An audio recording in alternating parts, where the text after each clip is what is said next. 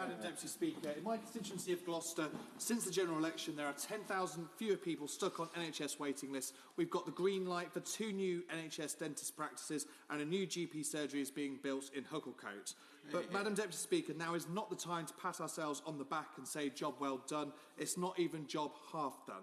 We must go further and start to deliver change at the pace that my constituents expect.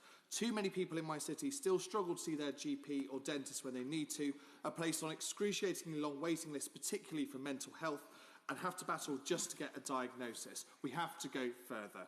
Now, I'm pleased to see the creation of the single patient record. I hear time and time again from constituents who are fed up with having to explain their story several times to different medical practitioners. Keeping records that don't speak to each other just doesn't make sense in the digital world that we now live in. It's inconvenient, frustrating, and most of all, it threatens patient safety. I'm also grateful to the government for taking the bold decision to abolish NHS England.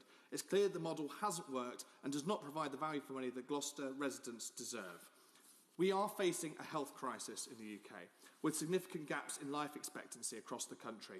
In Gloucester, if you live in Abbeymead, like me, you're likely to have a whole decade longer than someone who lives just 3 miles down the road in Kingsholm. That's just not acceptable, and highlights the entrenched health inequalities found in constituencies like mine up and down the country. Deprivation, poverty and lack of adequate healthcare are harming life chances in every part of our United Kingdom. I would therefore urge ministers to meet with the charity Health Equals and consider their proposal to strengthen the requirement for the Secretary of State to tackle health inequalities.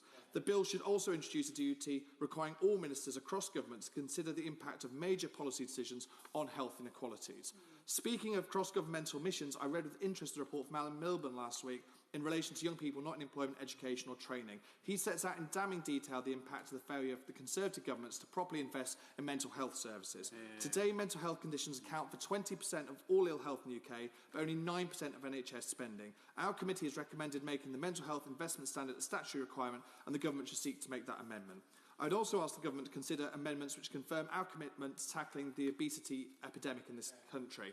I and several other committee members were concerned to read press reports that the government was considering scrapping measures it included in the 10-year plan to tackle the obesity crisis.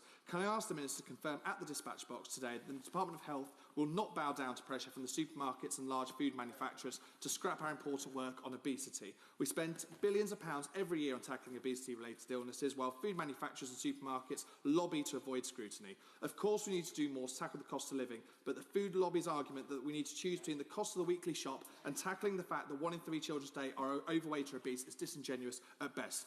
This bill is great, but there's more that we can do to tackle mental health waiting lists, to tackle obesity and to tackle health inequalities in places like Gloucester.